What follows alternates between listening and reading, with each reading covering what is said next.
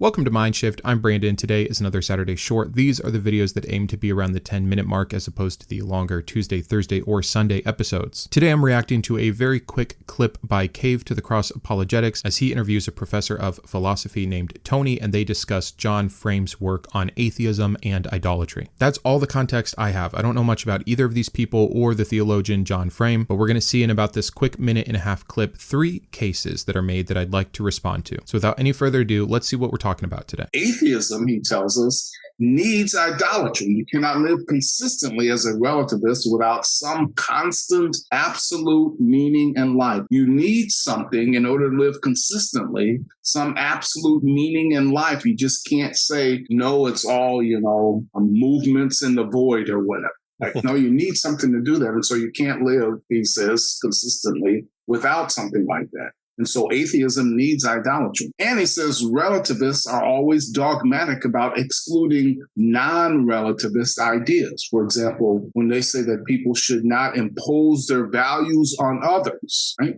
Right. Also, though, idolatry needs atheism. The choice of worship of, the false god is ultimately irrational and rebellious. So, curious to hear your thoughts on this video. I'm going to give you mine. The first point that they're making is that atheism needs idolatry. Now, I think the definition of idolatry that they're working with here is worshiping some other idea, concept, being, etc., anything other than the one true God. And so the claim is that the atheist cannot live their life consistently without having some objective meaning, and thus that objective meaning they claim is not real, it's not the true God, and thus it is idolatrous, if I'm understanding the video correctly. We need some absolute meaning in life, and yet here I am with no objective meaning, with no objective set of morals, living my life. And I think I'm living my life pretty darn consistently. I have no problem admitting that I have a subjective view of morality, as every single being who has ever lived on this planet does. I have had to piece together for myself what I think is a hierarchy of values, if you will, of how I've wanted to orient myself in the world, of the things that I care about and am passionate about. I know that this answer is not emotionally appealing to the believer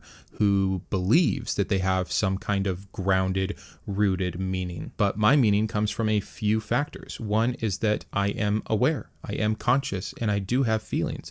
And those might be the process and products of evolution, and whatever sense of kind of grounded morality that I do feel like I have, because certain things do feel wrong, is ingrained in me genetically from an evolutionary perspective of needing to be able to have empathy and be kind and trade and interact and sometimes self-sacrifice, etc., to be accepted by the in-group, to have benefit for myself and those around me that I care about, to not be ostracized from the group. Those of us that have evolved to survive were those that were good at group dynamics, at interplay, at exchange, at trade, etc. It is the social structure of our world that is whatever sense of morality there is. And that has become extremely subjective among culture and religion claiming it for their own and bringing those ideas in, etc. But yes, I feel consistent within all of that. I don't have a grand meaning for my life, but I have chosen things like friendship and family and love and altruism, and to alleviate the suffering of others. Those are the main things that I orient my life around.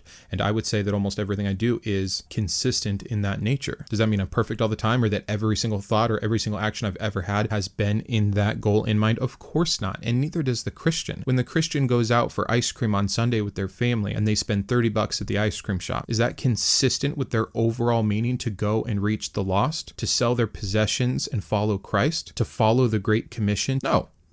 It's just something they're doing. And it's not wrong, but if your entire meaning and worldview is that the gospel message is real and our purpose and meaning on this earth is to reach those who are lost, then 100% they're not living consistently according to this objective grounded moral. So I would argue that most of the time people like myself who understand that meaning is subjective and have an allowance within that spectrum to live their life and move around are still being more consistent than the average believer. So I hate to break it to you, but I'm living my life just fine without this God. The last thing I'll say about about this is it just seems like even his last comment about you can't just go around thinking everything is a movement in the void, which is a nothing burger of a sentence. Like, what does that even mean? This is the whole thing. Believers just can't seem to wrap their head around an atheist that is mentally healthy, that is happy, that is engaged in their community, etc. The atheist is a nihilist. The atheist has no meaning. The atheist views himself as no different than a rock, atoms in motion and nothing more, and there's no meaning there, and thus he cannot even live. He cannot bear the weight of this idolatrous practice. Wrong. So much misinformation. Have you ever talked to an atheist? Have you ever gone outside your own worldview to see how people live? It honestly just does not seem so. Okay, so moving on to point 2, which is his sentence here, which is quite the statement. Let me get it exactly right. Relativists are always dogmatic about non-relativist ideas. Nope. As a moral relativist, meaning that I don't subscribe to the idea or the notion of an objective God-given morality, am in 100%, not always, and never dogmatic about excluding ideas from non-relativists. Now, maybe some atheists do think that, but not all atheists, not all relativists, not even all atheists are relativist, first of all. There are atheists that believe in some objective morality. They just don't ascribe it to the same being that the believer does. I am well aware that in society, the way that law and order works is for other people to impose their morality onto others. That's what the law is. Like it or not, agree with it or not, this is the reality of being alive in a social structure. So I am fine, generally speaking, with the concept that that exists, and I think that there are better or more beneficial ways to engage in what the group concludes on is the most beneficial for the group. One way that I do not appreciate is someone standing up saying, God told me so.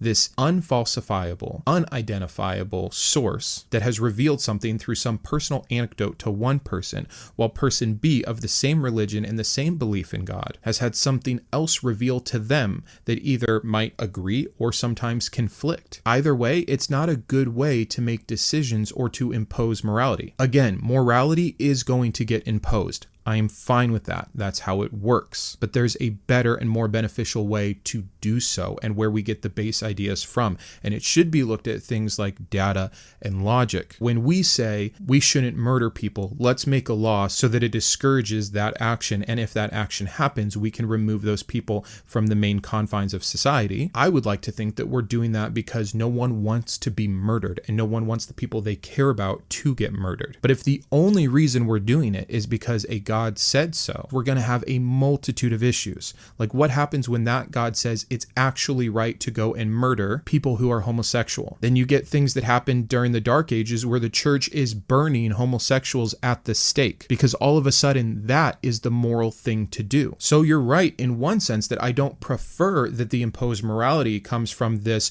God that bounces around all the time through interpretation and meaning and evidence according to the Bible in terms of what is right and what is wrong, when we have better information at our disposal. Do I think Christians should not be allowed to vote? No, I would never take away people's individual rights and freedoms. But if you're going to ask me what I prefer that we as a society use reason and not the actual dogmatic expression of religion for the basis of what morality we choose to impose on each other. Again, it's just like these people have never thought through these ideas before. I believe there was the third point. Let's go back and see what it was. Oh yeah, he was saying idolatry needs atheism. The choice of worship of a false god is ultimately irrational and rebellious. Again, these sentences that he is putting together are extraordinarily stupid. I don't even know how to respond to idolatry needs atheism. Like I really can't make enough sense of it to reply. I think I understand what he's trying to say. Just this reverse of atheism needs idolatry to be able to function in the world, which is already an improper statement. So then on the reverse, idolatry needs atheism to actually continue to exist because it is only the atheist through their irrational